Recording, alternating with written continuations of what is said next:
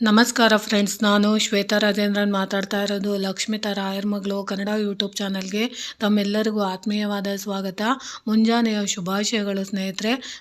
ನಾನಿವತ್ತು ವಿಶೇಷವಾಗಿ ನಿಮಗೆ ಮೌನಿ ಅಮಾವಾಸ್ಯೆ ಬಗ್ಗೆ ತಿಳಿಸ್ಕೊಡ್ತಾ ಇದ್ದೀನಿ. ಇದೇ ಜನವರಿ 28ರಂದು ಆಚರಣೆ ಮಾಡ್ತಾ ಇರೋವಂಥ ಈ ಮೌನಿ ಅಮಾವಾಸ್ಯೆಯಲ್ಲಿ ನಾವು ಈ ಕಾರ್ಯಗಳನ್ನು ನಾವು ಮಾಡಿದ್ದೆ ಆದರೆ ನಿಂತೋಗಿರೋಂಥ ಕೆಲಸ ಕಾರ್ಯಗಳೆಲ್ಲ ಪ್ರಗತಿ ಆಗೋದಕ್ಕೆ ಖಂಡಿತವಾಗ್ಲೂ ಪೂರಕವಾಗಿ ಸಹಾಯ ಮಾಡುತ್ತೆ. ಅದರಲ್ಲೂ ಈ ಮೌನಿ ಅಮಾವಾಸ್ಯೆಗೆ ಯಾಕೆ ಇಷ್ಟು ಪ್ರಾಮುಖ್ಯತೆ ಇದೆ, ಅವತ್ತಿನ ದಿನ ನಾವು ಯಾಕೆ ನದಿಯಲ್ಲಿ ಸ್ನಾನ ಮಾಡಬೇಕು ಅಂತ ವಿಶೇಷ ಏನಿದೆ ಅನ್ನೋದ್ರ ಬಗ್ಗೆ ನಾನು ನಿಮಗೆ ತಿಳಿಸ್ಕೊಡ್ತಾ ಇದ್ದೀನಿ. ಯಾಕಂದರೆ ಸ್ನೇಹಿತರೆ, ಅಮಾವಾಸ್ಯೆಯ ದಿನದಂದು, ಅದರಲ್ಲೂ ಜನವರಿ 28ನೇ ತಾರೀಕು ಬಂದಿರೋಂಥ ಅಮಾವಾಸ್ಯೆಯ ದಿನದಂದು ನಾವು ಮೌನ ಅಮಾವಾಸ್ಯೆ ಎಂದು ಅದನ್ನು ಹಬ್ಬವಾಗಿ ಕೂಡ ಆಚರಿಸಲಾಗುತ್ತದೆ. ಪವಿತ್ರ ನದಿಯಲ್ಲಿ ಸ್ನಾನ ಮಾಡುವುದು ಮತ್ತು ಈ ದಿನ ದಾನ ಮಾಡುವುದರಿಂದ ಪುಣ್ಯವನ್ನು ತರುತ್ತದೆ. ಮೌನಿ ಅಮಾವಾಸ್ಯೆಯ ಸಂದರ್ಭದಲ್ಲಿ ಜನರು ದಿನವಿಡೀ ಮೌನವ್ರತವನ್ನು ಕೂಡ ಆಚರಿಸುತ್ತಾರೆ. ಹಿಂದೂ ಕ್ಯಾಲೆಂಡರ್ ಪ್ರಕಾರ ಈ ವರ್ಷ ಮೌನಿ ಅಮಾವಾಸ್ಯೆಯು ದಿನಾಂಕ ಜನವರಿ 28ರಂದು ಸಂಜೆ 7:35ಕ್ಕೆ ಬಂದಿದೆ. ಈ ಅಮಾವಾಸ್ಯೆಯು ಜನವರಿ 29ರಂದು ಸಂಜೆ 6:05 ಇರುತ್ತದೆ. ಇದರ ಆಧಾರದ ಮೇಲೆ ಮೌನಿ ಅಮಾವಾಸ್ಯೆಯನ್ನು ಜನವರಿ 29ರಂದು ಕೂಡ ಆಚರಿಸಲಾಗುತ್ತದೆ. ಮೌನಿ ಅಮಾವಾಸ್ಯೆಯ ದಿನದಂದು ನೀವು ಸುಲಭ ಪರಿಹಾರಗಳೊಂದಿಗೆ ನೀವು ಈ ಪರಿಹಾರಗಳನ್ನು ಮಾಡಿಕೊಂಡಿದ್ದೆ ಆದರೆ ನಿಮ್ಮ ಮನಸ್ಸಲ್ಲಿರೋಂಥ ಕೆಲವೊಂದು ಆಸೆಗಳು ಪೂರೈಸಬಹುದು. ಅವಕ್ಕೆ ನಾವು ಏನು ಮಾಡ್ಕೊಬೋದು ಅನ್ನೋದ್ರ ಬಗ್ಗೆ ನಾನು ನಿಮಗೆ ತಿಳಿಸ್ಕೊಡ್ತಾ ಇದ್ದೀನಿ. ಅದರಲ್ಲೂ ವಿಶೇಷವಾಗಿ ಮೌನಿ ಅಮಾವಾಸ್ಯೆ ದಿನ ನಾವು ವಿಶೇಷವಾಗಿ ಪ್ರಯಾಗ್ರಾಜ್ ಸಂಗಮಕ್ಕೆ ಹೋಗಿ ಈ ಸಮಯದಲ್ಲಿ ಮಹಾಕುಂಭಮೇಳವನ್ನು ಸಹ ನಡೆಸಲಾಗುತ್ತದೆ. ಆ ದಿನ ಅಖಾಡಗಳು ಅಮೃತದಿಂದ ಸ್ನಾನ ಮಾಡುತ್ತವೆ. ಮೌನಿ ಅಮಾವಾಸ್ಯೆಯ ದಿನದಂದು ಸಂಗಮ ಸ್ನಾನ ಮಾಡಿ ವಿಷ್ಣುವನ್ನು ಪೂಜಿಸಿ ನಿಮ್ಮ ಪೂರ್ವಜರಿಗೆ ನೀರನ್ನು ಅರ್ಪಿಸಿ ಈ ಸಣ್ಣ ಪರಿಹಾರದಿಂದ ನೀವು ಸಂತೋಷ, ಸಮೃದ್ಧಿ, ಸಂತಾನ, ಹರಿಕೃಪೆ ಮತ್ತು ನಿಮ್ಮ ಪೂರ್ವಜರ ಆಶೀರ್ವಾದವನ್ನು ಕೂಡ ಪಡೆಯುತ್ತೀರಿ. ಅಂದರೆ ಅವತ್ತಿನ ದಿನ ವಿಶೇಷವಾಗಿ ನದಿಗಳಲ್ಲಿ ಸ್ನಾನ ಮಾಡೋದ್ರಿಂದ, ಅದರಲ್ಲೂ ನಾವು ವಿಶೇಷವಾಗಿ ಪ್ರಯಾಗ್ ರಾಜ್ ಸಂಗಮ ಅಂತ ಇದೆಯಲ್ಲ, ಅಲ್ಲಿ ಕುಂಭಮೇಳ ಹೋಗೋಂಥ ಸಂದರ್ಭದಲ್ಲಿ ಕುಂಭಮೇಳ ನಡೀತಿರೋಂಥ ಜಾಗಕ್ಕೆ ನಾವು ಹೋಗೋಕ್ಕಾಗಲಿಲ್ಲ ಅಂದರೂ ಪರವಾಗಿಲ್ಲ, ನಿಮ್ಮ ಮನೆಯ ಸುತ್ತಮುತ್ತ ಇರೋಂತಹ ನದಿಗಳಿರ್ಬೋದು, ಕೆರೆಗಳಿರ್ಬೋದು, ಕಟ್ಟೆಗಳಿರ್ಬೋದು, ಕಲ್ಯಾಣಗಳಿರ್ಬೋದು, ಅಲ್ಲಿ ವಿಶೇಷವಾಗಿ ನೀವು ನದಿ ಸ್ನಾನಗಳನ್ನು ಅವತ್ತಿನ ದಿನ, ಅದರಲ್ಲೂ ಮೌನಿ ಅಮಾವಾಸ್ಯೆ ದಿನ ನೀವು ಸ್ನಾನ ಮಾಡೋದ್ರಿಂದ ವಿಶೇಷವಾಗಿ ನೀವು ಪಿತೃದೇವತೆಗಳ ಆಶೀರ್ವಾದ ಪಡಿತೀರಾ. ಅಕಸ್ಮಾತ್ ನಿಮಗೆ ಗೊತ್ತಿಲ್ಲದಂಗೆ ನಮ್ಮ ಜೀವನದಲ್ಲಿ ನಾವು ಗೊತ್ತಿಲ್ಲದಿಲ್ಲ ಮಾಡಿರೋಂಥ ಪಾಪಕರ್ಮಗಳಿದ್ದರೆ ಅದು ನಮಗೆ ನಿವಾರಣೆ ಆಗೋದಕ್ಕೆ ಮತ್ತು ಆರೋಗ್ಯ ಆಯಸ್ಸು ನಮಗೆ ಬರಬೇಕು ಅಂತಂದರೆ ನಾವು ಪುಣ್ಯ ನದಿಗಳಲ್ಲಿ ಸ್ನಾನ ಮಾಡಬೇಕಾಗುತ್ತೆ. ಅದರಲ್ಲೂ ವಿಶೇಷವಾಗಿ ಈ ಕುಂಭಮೇಳ ನಡೀತಿರೋಂಥ ಸಂದರ್ಭದಲ್ಲಿ ಸರಸ್ವತಿ ದೇವಿ, ಗಂಗಾದೇವಿ, ಯಮುನಾ ನದಿ 3 ಸಂಗಮ ಆಗಿ ಅಲ್ಲಿ ವಿಶೇಷವಾಗಿ ಪುಣ್ಯ ಸ್ನಾನನ ಮಾಡ್ತಾ ಇದ್ದಾರೆ. ಅಲ್ಲಿ ನಾವು ಮಾಡೋಕ್ಕಾಗಲಿಲ್ಲ ಅಂತ ಅನ್ನೋರು ನಮ್ಮ ಮನೆಯ ಸುತ್ತಮುತ್ತ ಇರೋಂಥ ನದಿ ಕೊಳಗಳಲ್ಲಿ ನಾವು ಸಮುದ್ರದಲ್ಲಿ ಸ್ನಾನನ ಮಾಡ್ಬೋದು. ಅದರಲ್ಲೂ ಗಂಗೆಯ ಮಂತ್ರಗಳನ್ನು ನಾವು ಹೇಳ್ಕೊಂಡು ವಿಶೇಷವಾಗಿ ನಾವು ಸೂರ್ಯನಿಗೆ ಅರ್ಘ್ಯ ಕೊಡೋದ್ರಿಂದ, ಸೂರ್ಯದೇವನ ನಾವು ಪ್ರಾರ್ಥನೆ ಮಾಡಿ, ವಿಷ್ಣು ದೇವರನ್ನು ನಾವು ಪ್ರಾರ್ಥನೆ ಮಾಡಿ ನದಿಗಳಲ್ಲಿ ಸ್ನಾನ ಮಾಡೋದಕ್ಕೆ ತುಂಬ ವಿಶೇಷವಾದ ದಿನ. ಅದರಲ್ಲೂ ಈ ಮಾಘ ಮಾಸದ ಅಮಾವಾಸ್ಯೆ ಬಂದು ಮೌನಿ ಅಮಾವಾಸ್ಯೆ ಆಗಿರುತ್ತೆ. ಅವತ್ತಿನ ದಿನ ವಿಶೇಷವಾಗಿ ನೀವು ಕೂಡ ನಿಮ್ಮ ಸುತ್ತಮುತ್ತ ಇರೋಂಥ ನದಿಗಳ ಹತ್ರ ನಿಮ್ಮ ಪದಾರ್ಥಗಳು ನಿಮಗೆ ಯಾವುದು ಬೇಕು, ನಿಮಗೆ ಏನು ಆಗಬೇಕು ಅಂತ ಬಹಳ ದಿನದಿಂದ ನಿಮ್ಮ ಮನಸ್ಸಲ್ಲಿರೋಂಥ ಆಸೆನ ನೀವು ಗಂಗಾ ಮಾತೆಗೆ ನೀವು ಹೇಳ್ಕೊಳ್ಳೋ ಅಂಥದ್ದು ಇರ್ಬೋದು, ಅಥವಾ ಸೂರ್ಯನಿಗೆ ನೀವು ಆರ್ಗೆ ಕೊಡೋ ಮುಖಾಂತರ ಪ್ರಾರ್ಥನೆ ಮಾಡ್ಕೊಳ್ಳೋ ಅಂಥದ್ದು ಇರ್ಬೋದು, ಅಥವಾ ಸಮುದ್ರ ದೇವತೆಗಳಿಗೆ, ನದಿ ದೇವತೆಗಳಿಗೆ ನೀವು ನಿಮ್ಮ ಬೇಡಿಕೆಗಳನ್ನು ಹೇಳಿ ನೀವು ಆರ್ಗೆ ಕೊಡೋದ್ರಿಂದ ಅಥವಾ ನೀರನ್ನು ಸ್ಪರ್ಶ ಮಾಡಿ ನೀವು ಸ್ನಾನ ಮಾಡೋದ್ರಿಂದ ನಿಮ್ಮ ಬಹುದಿನದ ಬೇಡಿಕೆಗಳು ಖಂಡಿತವಾಗ್ಲೂ ನೆರವೇರುತ್ತೆ. ಅಥವಾ ಮೃತ್ಯು ಕಂಟಕಗಳಿದ್ದರೆ, ಆರೋಗ್ಯ ಆಯಸ್ಸುಗಳಲ್ಲಿ ಸಮಸ್ಯೆಗಳಿದ್ದರೆ ಅದು ಕೂಡ ನಿವಾರಣೆ ಆಗೋದಕ್ಕೆ ಖಂಡಿತವಾಗ್ಲೂ ಇದು ಸಹಾಯ ಮಾಡುತ್ತೆ ಅಂತ ತಿಳಿಸ್ಕೊಡ್ತೀನಿ.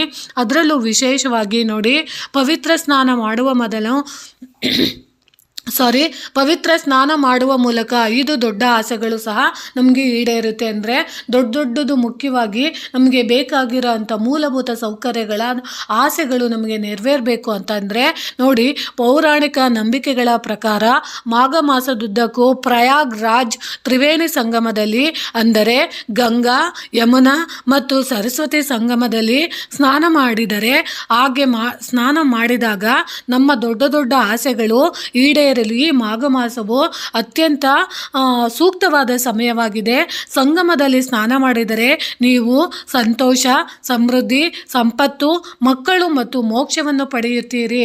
ಅದಕ್ಕೋಸ್ಕರ ನೀವು ಗಂಗಾ ಮಾತೆ ಹತ್ರ, ಸರಸ್ವತಿ ದೇವಿ ಹತ್ರ ಮತ್ತು ಯಮುನಾ ದೇವಿ ಹತ್ರ ನೀವು ಅವತ್ತಿನ ದಿನ ವಿಶೇಷವಾಗಿ ನೀವು ಪ್ರಾರ್ಥನೆನ ಮಾಡ್ಕೊಳ್ಳಿ. ಯಾರಿಗೆ ಸಂತಾನ ಸಮಸ್ಯೆ ಇದೆ ಅಂಥವರು ಗಂಗಾ ಮಾತೆನ ನೀವು ಪ್ರಾರ್ಥನೆ ಮಾಡೋದ್ರಿಂದ ಸಂತಾನ ಸಮಸ್ಯೆ ಖಂಡಿತವಾಗ್ಲೂ ನಿವಾರಣೆಯಾಗುತ್ತೆ. ಯಾಕಂದರೆ ಆ ನದಿಗಳಲ್ಲಿ, ಅದರಲ್ಲೂ ಬ್ರಹ್ಮ ಮುಹೂರ್ತದಲ್ಲಿ ನಾವು ಸ್ನಾನಗಳನ್ನು ಮಾಡೋದ್ರಿಂದ ನದಿಯಲ್ಲಿರುವಂಥ ದೇವತೆಗಳು ಕೂಡ ಸ್ನಾನಕ್ಕೆ, ಪೂಜಾ ಸಂಧ್ಯಾ ವಂದನೆಗಳಿಗೆ ನದಿ ಸಮುದ್ರಗಳ ದಡದಲ್ಲಿ ಬಂದಿರ್ತಾರೆ. ಅಂಥ ದೇವತೆಗಳ ಕಣ್ಣಿಗೆ ನಾವು ಬಿದ್ದಾಗ ಅಥವಾ ನಮ್ಮ ಸಂಕಲ್ಪ ಪೂರ್ವಕವಾಗಿ ನಾವು ಪ್ರಾರ್ಥನೆಯನ್ನು ಸಲ್ಲಿಸಿ ಸೂರ್ಯದೇವನಿಗೆ, ವಿಷ್ಣು ದೇವರಿಗೆ, ಗಂಗಾ ಮಾತೆ ಹತ್ರ ನಾವು ಬೇಡ್ಕೊಂಡಾಗ ಖಂಡಿತವಾಗ್ಲೂ ನಮ್ಮ ದೇಹದಲ್ಲಿರೋಂಥ ಯಾವುದೋ ಒಂದು ನ್ಯೂನತೆಯ ಅಂಗವಾಗಿ ನಮಗೆ ದೋಷಗಳಿದ್ದಾಗ, ಶಾಪಗಳಿದ್ದಾಗ, ಕಂಟಕಗಳಿದ್ದಾಗ ಅದು ಆ ನದಿ ಸ್ನಾನನ ನಾವು ಮಾಡಿದಾಗ ಅದು ಹೋಗುತ್ತೆ ಅನ್ನೋ ಒಂದು ಪೌರಾಣಿಕ ನಂಬಿಕೆ ಆಧಾರದ ಮೇಲೆ ಹೇಳ್ತಿದ್ದೀನಿ. ಇಲ್ಲಿ ವೈಜ್ಞಾನಿಕವಾಗಿ ನಾನು ಚರ್ಚೆ ಮಾಡೋದಕ್ಕೆ ನಾನು ಖಂಡಿತವಾಗ್ಲೂ ಡಾಕ್ಟ್ರ್ ಅಲ್ಲ. ಯಾಕಂದರೆ ಕೆಲವೊಂದು ವಿಚಾರಗಳನ್ನು ನಂಬಿಕೆಯ ಆಧಾರದ ಮೇಲೆ ನಾವು ನಡ್ಸ್ಕೊಂಡು ಬರ್ತಿರೋ ಅಂಥ ಸನಾತನ ಧರ್ಮದಲ್ಲಿರೋಂಥ ವಿಚಾರಗಳನ್ನು ತಿಳಿಸ್ತಾ ಇದ್ದೀನಿ. ನದಿ ಸ್ನಾನ ಮಾಡಿದ ತಕ್ಷಣ ಮಕ್ಕಳಾಗ್ಬಿಡುತ್ತಾ, ಮದುವೆ ಆಗ್ಬಿಡುತ್ತಾ, ಹಂಗಾಗುತ್ತೆ ಹಿಂಗಾಗುತ್ತೆ ಅಂತ ವೈಜ್ಞಾನಿಕವಾಗಿ ಉತ್ತರ ಕೊಡೋದಕ್ಕೆ ನಾನು ಡಾಕ್ಟ್ರ್ ಆಗಿರೋದಿಲ್ಲ. ಆದರೆ ಕೆಲವೊಂದು ಪದ್ಧತಿಗಳ ಪ್ರಕಾರ, ಕೆಲವೊಂದು ಆಚರಣೆಗಳನ್ನು ನಾವು ಮಾಡಿದಾಗ ನಮಗೆ ಗೊತ್ತಿಲ್ಲದಿದ್ದಂಗೆ ನಮ್ಮ ಜೀವನದಲ್ಲಿ ಒಂದು ನಂಬಿಕೆ ಆಧಾರದ ಮೇಲೆ ನಡೆಸ್ತಾ ಇರೋಂಥ ಪದ್ಧತಿಗಳನ್ನು ನಾನು ನಿಮಗೆ ತಿಳಿಸ್ತಿದ್ದೀನಿ. ನಿಮಗೆ ನಂಬಿಕೆ ಇದ್ದರೆ, ನಿಮಗೆ ಅದರ ಮೇಲೆ ಆಸಕ್ತಿ ಇದ್ದರೆ ಮಾತ್ರ ನೀವು ಅವತ್ತಿನ ದಿನ ವಿಶೇಷವಾಗಿ ನಿಮ್ಮ ಮನೆಯ ಸುತ್ತಮುತ್ತ ಇರೋಂಥ ನದಿ ಕೊಳಗಳಲ್ಲಿ ನೀವು ಸ್ನಾನನ ಮಾಡ್ಬೋದು. ಅಕಸ್ಮಾತ್ ಯಾರಿಗಾದರೂ ವಿವಾಹ ದೋಷಗಳಿದೆ ಅಂತ ಅಂದಾಗ ಅಂಥವರು ಕೂಡ ನದಿಗಳಲ್ಲಿ ಸ್ನಾನ ಮಾಡಿದಾಗ ಯಾವುದೋ ಒಂದು ಗ್ರಹಬಾಧೆಗಳಿಂದ ನಿಮಗೆ ಕಂಟಕಗಳಿರ್ಬೋದು, ಶಾಪಗಳಿರ್ಬೋದು, ಅದು ಕೂಡ ನಿವಾರಣೆ ಆಗುತ್ತೆ. ರೋಗ ರುಜಿನಗಳಿದ್ದರೆ ಅದು ಕೂಡ ನಿವಾರಣೆ ಆಗೋದಕ್ಕೆ ಸೂರ್ಯನ ಅನುಗ್ರಹದೊಂದಿಗೆ ನಿಮಗೆ ಖಂಡಿತವಾಗ್ಲೂ ನಿಮಗೆ ಏನಾದರೂ ಸಾಡೆ ಸಾತಿ ಇದ್ದರೆ, ರಾಹುಕೇತುಗಳ ಕಾಟ ಇದ್ದರೆ, ಅಂಗಾರಕ ಕುಜದೋಷಗಳಿದ್ದರೆ ಅದೆಲ್ಲ ನಿವಾರಣೆ ಆಗಬೇಕು ಅಂದಾಗ ನಾವು ಸೂರ್ಯದೇವನ ನಾವು ಪ್ರಾರ್ಥನೆ ಮಾಡಬೇಕಾಗುತ್ತೆ. ಅಂಥ ಸೂರ್ಯದೇವನಿಗೆ ನಾವು ಆರ್ಘ್ಯ ಕೊಟ್ಟಂಥ ಸಂದರ್ಭದಲ್ಲಿ ನದಿ ನೀರನ್ನು ನಾವು ಸ್ಪರ್ಶ ಮಾಡಿ ನಾವು ಅವತ್ತಿನ ದಿನ ಆ ನದಿಯಲ್ಲಿ ಸ್ನಾನ ಮಾಡಿದಾಗ ನಮಗಿರೋಂಥ ದೋಷಗಳೋಗಿ ನಮಗೆ ಪೂರ್ಣವಾಗಿ ಬೇಕಾಗಿರೋಂಥ ನಮ್ಮ ಕೆಲಸಕ್ಕೆ ಅನುಕೂಲ ಆಗುವಂಥ ಕಾರ್ಯಗಳಿಗೆ ನಾವು ಅನುಕೂಲ ಮಾಡಿಕೊಡೋಕ್ಕೆ ಅದು ದಾರಿ ಮಾಡಿಕೊಡುತ್ತೆ. ಆ ಒಂದು ನಂಬಿಕೆ ಆಧಾರದ ಮೇಲೆ ನಾವು ಅವತ್ತಿನ ದಿನ ನದಿಗಳಲ್ಲಿ ಸ್ನಾನ ಮಾಡಬೇಕಾಗುತ್ತೆ. ಅದರಲ್ಲೂ ಮೌನಿ ಅಮಾವಾಸ್ಯೆ ದಿನ ನಿಮಗೆ ನದಿಗಳಲ್ಲಿ ಸ್ನಾನ ಮಾಡೋಕ್ಕಾಗಲಿಲ್ಲ ಅಂದವರು ನಿಮ್ಮ ಮನೆಯಲ್ಲಿ ಶುದ್ಧವಾದ ಒಂದು ಸ್ನಾನ ಮಾಡುವಂತಹ ಒಂದು ಬಕೆಟ್ಗಿರ್ಬೋದು, ಒಂದು ಡಬ್ಬಗಿರ್ಬೋದು, ನೀರನ್ನು ನೀವು ತಗೊಂಡು ಅದಕ್ಕೆ ವಿಶೇಷವಾಗಿ ನೀವು ಸ್ವಲ್ಪ ಅರಿಶಿಣ ಪುಡಿ, ಎಳೆನೀರು, ಸ್ವಲ್ಪ ಪನ್ನೀರನ್ನು ನೀವು ಸೇರಿಸಿ, ಗಂಗಾ ಜಲನ ನೀವು ಸೇರಿಸ್ಕೊಂಡು ಗಂಗಾ ಮಾತೆಯ ಮಂತ್ರಗಳನ್ನು ನೀವು ಪಠಿಸುತ್ತಾ ಅದಕ್ಕೆ ಚಿಟಿಕೆ ಅರಿಶಿಣದ ಪುಡಿನ ನೀವು ಸೇರಿಸ್ಕೊಂಡು ಅವತ್ತಿನ ದಿನ ಕಪ್ಪು ಎಳ್ಳು ಮತ್ತು ಬಿಳಿ ಸಾಸಿವೆನ ನೀವು ಸೇರಿಸ್ಕೊಂಡು ಸ್ವಲ್ಪ ಸ್ನಾನ ಮಾಡೋದ್ರಿಂದ ನಿಮ್ಮಲ್ಲಿರೋಂಥ ಎಷ್ಟೋ ದೋಷಗಳು ಖಂಡಿತವಾಗ್ಲೂ ನಿವಾರಣೆ ಆಗುತ್ತೆ ಅಂತ ನಾನು ತಿಳಿಸ್ಕೊಡ್ತಿದ್ದೀನಿ. ಅದರಲ್ಲೂ ಅವತ್ತಿನ ದಿನ ಸ್ನಾನಕ್ಕೆ ಅತಿ ಪ್ರಾಮುಖ್ಯತೆಯನ್ನು ನಾವು ಕೊಡಲೇಬೇಕು ಅನ್ನೋ ಉದ್ದೇಶದಿಂದ ತಿಳಿಸ್ಕೊಡ್ತಿದ್ದೀನಿ. ಅದಾದಮೇಲೆ ನೀವು ನೋಡಿ, ಪವಿತ್ರ ಸ್ನಾನದಿಂದ ನಮಗೆ ಪಾಪದಿಂದ ಮುಕ್ತಿ ಅಂದರೆ ನಾವು ಅವತ್ತಿನ ದಿನ ಅಂಥ ಸ್ನಾನನ ನಾವು ಮಾಡೋದ್ರಿಂದ ನಮ್ಮ ಜೀವನದಲ್ಲಿ ನಮಗೆ ಗೊತ್ತಿಲ್ಲದಂಗೆ ಮನುಷ್ಯ ಅಂದಮೇಲೆ ನಾನಾ ರೀತಿಯ ತಪ್ಪುಗಳನ್ನು ಮಾಡ್ತಾ ಇರ್ತೀವಿ. ಅಂಥ ತಪ್ಪುಗಳಿಗೆ ನಮಗೆ ನಾವು ಕ್ಷಮೆನ ಕೊಟ್ಕೊಳ್ಳೋದಕ್ಕೆ, ನಮ್ಮ ಪಾಪಕರ್ಮಗಳನ್ನು ನಾವು ನಿವಾರಣೆ ಮಾಡೋದಕ್ಕೋಸ್ಕರ ಅವತ್ತಿನ ದಿನ ಪವಿತ್ರ ಸ್ನಾನ ನಾವು ಮಾಡಬೇಕಾಗುತ್ತೆ. ನೋಡಿ, ಪುರಾಣದ ಪ್ರಕಾರ ಮಾಘ ಮಾಸದಲ್ಲಿ ಪವಿತ್ರ ಸ್ನಾನ ಮಾಡುವ ಮೂಲಕ ವಿಷ್ಣು ಸಂತೋಷ ಪಡುತ್ತಾನೆ. ಹರಿಯ ಕೃಪೆಯಿಂದ ಮನುಷ್ಯನು ಪುಣ್ಯವನ್ನು ಪಡೆಯುತ್ತಾನೆ ಮತ್ತು ಪಾಪದಿಂದ ಮುಕ್ತನಾಗುತ್ತಾನೆ. ಅಂಥ ಜನರಿಗೆ ಸಾವಿನ ಭಯವಿರುವುದಿಲ್ಲ. ಅಕಾಲಿಕ ಮರಣದಿಂದ ಒಬ್ಬರು ನಿರ್ಭೀತಿಯನ್ನು ಕೂಡ ಪಡೆಯುತ್ತಾರೆ. ಅಂದರೆ ಸಾವಿಗೆ ಭಯ ಇಲ್ಲ ಅಂದಿದ ತಕ್ಷಣ ಸಾವೇ ಬರೋದಿಲ್ಲ ಅಂತಲ್ಲ. ಸಾವು ಪ್ರತಿಯೊಬ್ಬ ಮನುಷ್ಯನಿಗೂ ಹುಟ್ಟಿದ ಮೇಲೆ ಪ್ರತಿಯೊಬ್ಬ ಮನುಷ್ಯನು ಕೂಡ ಸಾವಿನಿಂದನೇ ಮುಕ್ತಿನ ಪಡಿಬೇಕಾಗುತ್ತೆ. ಆದರೆ ನಾವು ಯಾವುದೋ ಒಂದು ನಮಗೆ ಗೊತ್ತಿಲ್ಲದಂಗೆ ಯಾವುದೋ ಒಂದು ಕಂಟಕಗಳಿಂದ, ಯಾರದೋ ಒಂದು ಶಾಪದಿಂದ, ಯಾರದೋ ಒಬ್ಬ ಅಚಾತುರ್ಯದಿಂದ ನಮಗೆ ಸಾವು ಸಂಭವಿಸುವಂಥ ಘಟನೆಗಳು ನಮ್ಮ ಮುಂದೆ ಬಂದಾಗ ಅದರಿಂದ ನಮಗೆ ಪಾರಾಗೋದಕ್ಕೆ ದೇವರ ಆಶೀರ್ವಾದ ಖಂಡಿತವಾಗ್ಲೂ ಬೇಕಾಗಿರುತ್ತೆ. ಅಂಥ ದೇವರ ಆಶೀರ್ವಾದ ನಮಗೆ ಸಿಗಬೇಕು ಅಂತ ಅಂದರೆ ಅವತ್ತಿನ ದಿನ ವಿಶೇಷವಾಗಿ ಅಕಾಲ ಮೃತ್ಯು ದೋಷಗಳಿಂದ ನಾವು ಪಾರಾಗಬೇಕು ಅಂದರೆ ಅವತ್ತಿನ ದಿನ ವಿಶೇಷವಾಗಿ ನದಿ ಸ್ನಾನಗಳನ್ನು ನೀವು ಮಾಡಬೇಕಾಗುತ್ತೆ. ಅದರಲ್ಲೂ ಮಾಘ ಮಾಸದ ಮೌನಿ ಅಮಾವಾಸ್ಯೆ ದಿನ ವಿಶೇಷವಾಗಿ ನೀವು ತಾಯಿ ಗಂಗಾ ಮಾತೆನ, ಯಮುನಾ ದೇವಿನ, ಸರಸ್ವತಿ ದೇವಿನ ನೀವು ಪ್ರಾರ್ಥನೆ ಮಾಡಿಕೊಂಡು ಸ್ನಾನ ಮಾಡೋದ್ರಿಂದ ಈ ಮೃತ್ಯು ಕಂಟಕಗಳಿಂದ ದೂರ ಆಗ್ಬೋದು. ಅದರಲ್ಲೂ ಮನೆಯಲ್ಲೂ ಕೂಡ ನೀವು ಸ್ನಾನದ ವ್ಯವಸ್ಥೆನ ನೀವು ಮಾಡ್ಕೊಬೋದು. ಅದರಲ್ಲೂ ಮಾಘದ ಸಂಗಮದಲ್ಲಿ ಸ್ನಾನ ಮಾಡುವ ಪ್ರಾಮುಖ್ಯತೆ ಅಂದರೆ ಮಾಘ ಮಾಸದ ತಿಂಗಳಲ್ಲಿ ನಾವು ಸ್ನಾನ ಮಾಡೋದು ತುಂಬ ಒಳ್ಳೆಯದು. ಅದಕ್ಕೆ ಯಾಕೆ ಅಂದರೆ ನೋಡಿ, ಪುರಾಣಗಳ ಪ್ರಕಾರ ದೇವತೆಗಳು ಮತ್ತು ರಾಕ್ಷಸರು ಸಮುದ್ರವನ್ನು ಚುಮುಕಿಸಿದಾಗ ಅಮೃತವು ಅದರಿಂದ ಹೊರಬಂದಿತು. ಅಮೃತ ಕಲಶವನ್ನು ಕಸಿದುಕೊಳ್ಳುವಾಗ ಪ್ರಯಾಗ್ರಾಜ್ ಸಂಗಮದಲ್ಲಿ ಕೆಲವು ಅಮೃತದ ಹನಿಗಳು ಬಿದ್ದವು. ಈ ಕಾರಣದಿಂದಾಗಿ ನೀರು ಅಮೃತದಂತೆ ಫಲವತ್ತಾಯಿತು.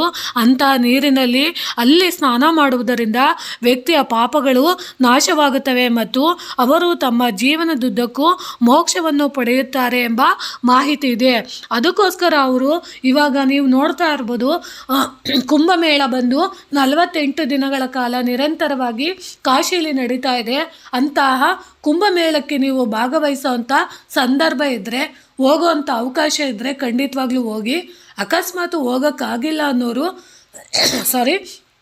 ನಿಮ್ಮ ಮನೆಯ ಸುತ್ತಮುತ್ತ ಇರೋವಂಥ ನದಿ ಕೊಳಗಳಲ್ಲೇ ನೀವು ಪ್ರಾರ್ಥನೆ ಮಾಡಿಕೊಂಡು ನೀವು ಸ್ನಾನ ಮಾಡೋದ್ರಿಂದ ಖಂಡಿತವಾಗ್ಲೂ ನಿಮಗೆ ಯಾವುದೇ ರೀತಿಯ ದೋಷಗಳಿದ್ದರೆ ಅದು ಖಂಡಿತವಾಗ್ಲೂ ಸಿಗುತ್ತೆ.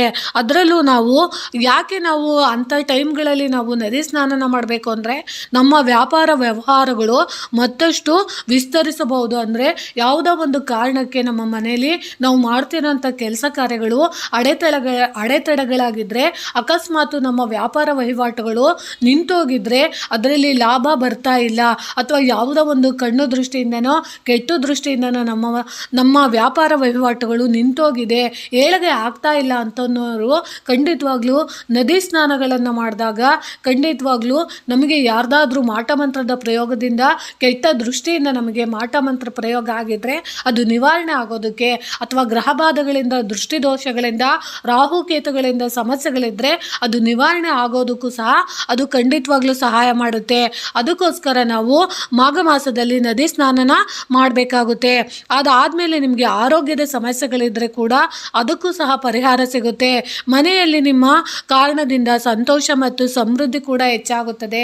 ನಮ್ಮ ಮನೆಯಲ್ಲಿ ಏನಾದರೂ ಶುಭ ಕಾರ್ಯಗಳು ನೆರವೇರ್ತಾ ಇಲ್ಲ ಅಂತ ನಾವು ನೊಂದುಕೊಂಡಿದ್ರೆ ಅಂಥ ಕಾರ್ಯಗಳು ಅಭಿವೃದ್ಧಿ ಆಗೋದಕ್ಕೆ ದೇವತೆಗಳು ಅನುಗ್ರಹ ಮಾಡ್ತಾರೆ.